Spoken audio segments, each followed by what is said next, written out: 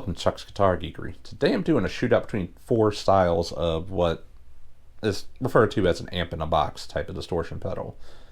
And that really is aimed towards, if you have just a pretty generic clean sound, it can give some of the characteristics of some other styles of amps. So I have a Dumble in a box, a Vox in a box, a Marshall in a box, and a Mesa Boogie in a box. So I'm just going to go in that order.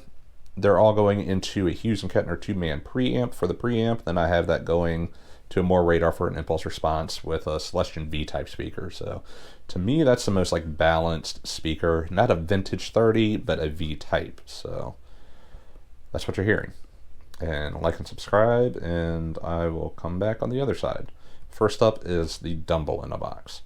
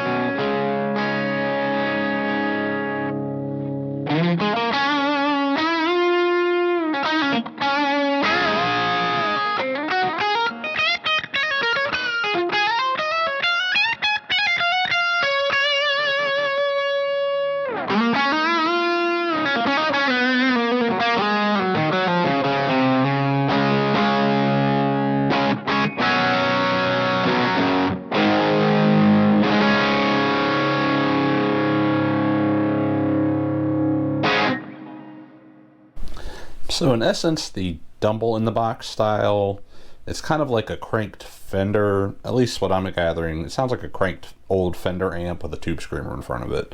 To me, they're mostly going for that Steve Ray Vaughan type of tone, maybe some Santana in there. You know, there's really what actually is a Dumble sound depends on the amp.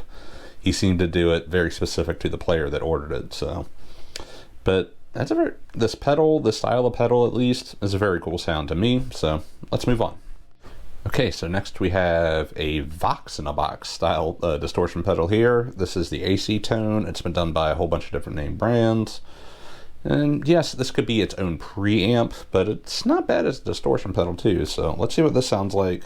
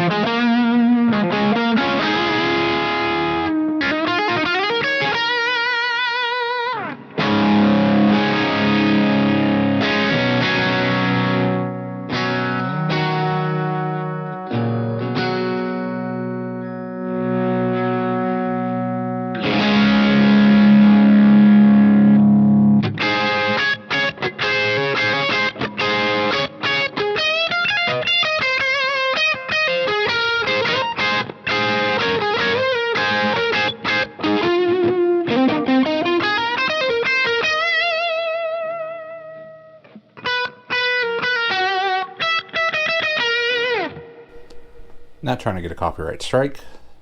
That's my excuse for not really actually knowing how to play those songs. But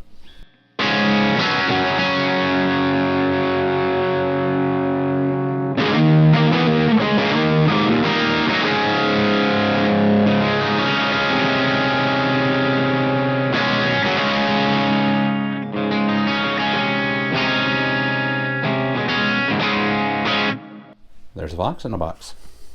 Next up is probably the most ubiquitous and omnipresent amp in a box style there is. That's a Marshall in a box. So I got the US Dream here. That's like a hot rodded old late 70s, early 80s hot rodded plexi style. Maybe more 800, somewhere in that time frame. So not like a modern Marshall, but a classic hot rodded Marshall sound. So let's see what this one sounds like.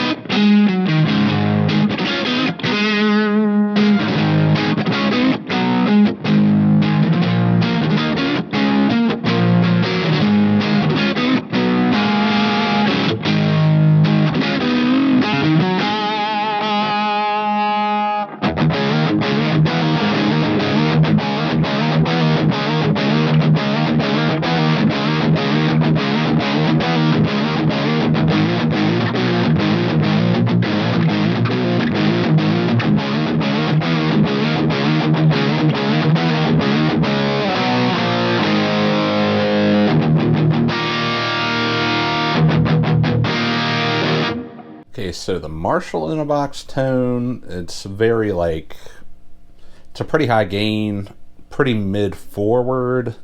It's got a bit of the raspy top end with kind of like an amp with the presence up a bit. So that's a Marshall in a box. Let's move on to the next one.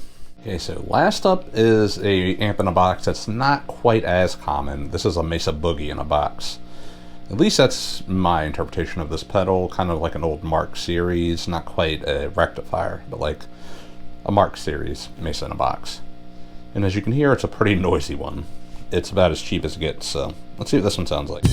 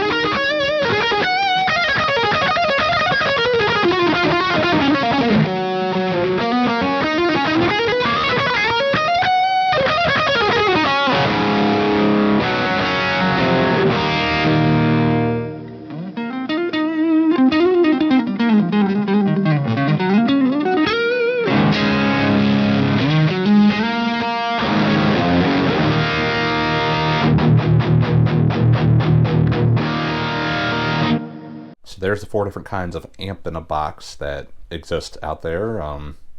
There might be some Fender in a box style and a few other offshoots, but for the most part, you have Marshall, Mesa, Vox, and Dumble. That's kind of Fender-y, but not quite.